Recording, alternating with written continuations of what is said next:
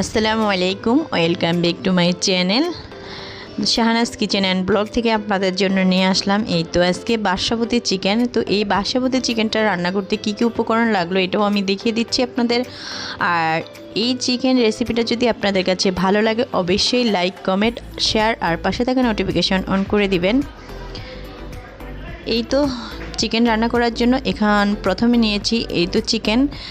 Main উপকরণই হচ্ছে চিকেনটা। তো চিকেন নিয়েছি আর এখানে আমি 2 ধরনের ধনিয়া পাতা নিয়েছি, কাঁচামরিচ আর হচ্ছে আস্ত রসুন। আর এই তো পেঁয়াজগুলো নিয়েছি, দেখতেই পাচ্ছেন একদম চিকন চিকন করে কেটে নিয়েছি।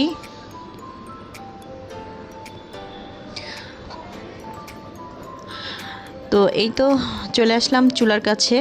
তো চুলাতে একটা কড়াই দিয়ে তার মধ্যে দিয়ে দিলাম আমি এই তো সরিষার তেল, আর দিয়ে দিলাম পেঁয়াজ কুচিগুলো।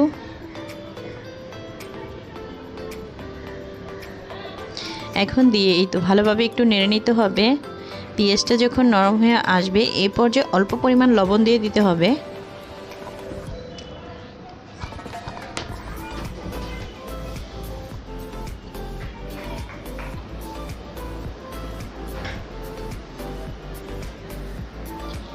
তো লবণটা দিয়ে খুব ভালোভাবে নেড়েচেড়ে নিতে হবে। নিয়ে এই পর্যায়ে এই তো যে চিকেনগুলো নিয়েছি এগুলো দিয়ে দিলাম। তো আমি এখানে হাড় চিকেন নিয়েছি, আপনারা চাইলে ব্রয়লারের মুরগিটাও নেওয়া যায় এখানে।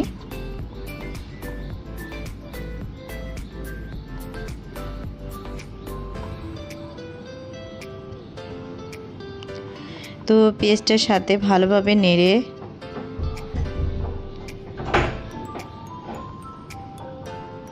অল্প পরিমাণ হলুদের গুঁড়ো দিয়ে দিলাম, এই তো জিরের গুঁড়ো দিয়ে দিলাম আর হচ্ছে ধনিয়ার গুঁড়ো।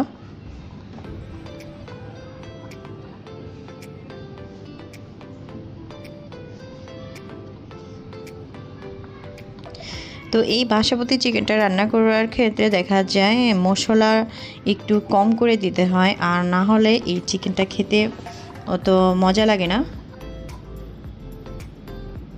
তো আমি এখানে এই তো শুকনো এলাচ আর হচ্ছে 2-3 টুকরা দারচিনি দিয়ে দিলাম। যেহেতু আমি হাড় চিকেন নিয়েছি অল্প পরিমাণ পানি দিয়ে তার মধ্যে আদা রসুন বাটাটা দিয়ে আবারও আমি ভালোভাবে কষিয়ে নিলাম।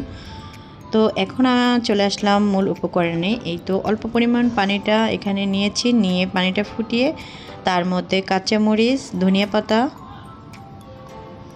গুলো দিয়ে দিলাম। তো এই ক্ষেত্রে আপনারা খেয়াল রাখবেন এটা কিন্তু বেশি সিদ্ধ করা যাবে না, ঘড়ির টাইম ধরে 1 মিনিট রাখতে হবে, রেখে তারপরে ঠান্ডা পানির মধ্যে বা ঠান্ডা পানি বা বরফের মধ্যে রেখে দিবেন। এই তো আমি ঠান্ডা পানির মধ্যে রেখে দিলাম, মানে ফ্রিজ থেকে পানিটা নামিয়ে তার মধ্যে রেখে দিলাম। এখন আমি যে সিদ্ধ করেছি ধনিয়া পাতা আর কাঁচামরিচ সেই সিদ্ধ পানি থেকে এখানে আবারও কিছু পানি দিয়ে দিলাম। দিয়ে এখন দেখতেই পাচ্ছেন এই ধনিয়া পাতার কালারটা একদমই সবুজ আছে। তো এই পর্যায়ে আমি এখন ব্লেন্ডার করে নিচ্ছি। আর ব্লেন্ডার করার ক্ষেত্রে জারের মধ্যে কোনো পানি দিবেন না ব্লেন্ডারের, তাহলে একবারই পাতলা হয়ে যাবে।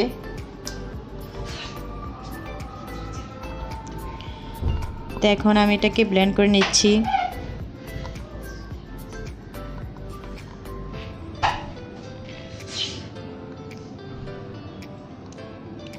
তো হয়ে গেল ব্লেন্ড করা। এখন আবারও চলে আসলাম চুলা কাছে, দেখতেই পাচ্ছেন এই পর্যায়ে একটু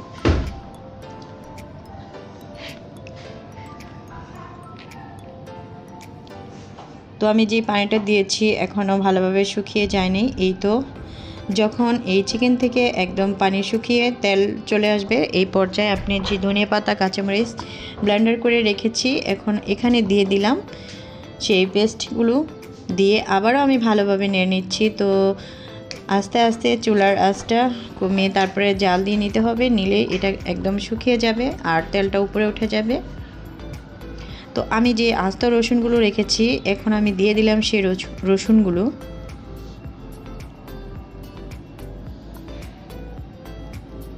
আর এই আস্ত রসুনগুলো দেওয়ার কারণটা হচ্ছে এই চিকেনটার যে ঝোলটা থাকে এটা কিন্তু একবারে খেতে খুবই টেস্টি হয়। আর একদম আমরা যে ধনেপাতার চাটনি বানাই ওইটার মতো আর কি টেস্টটা পাওয়া যায়।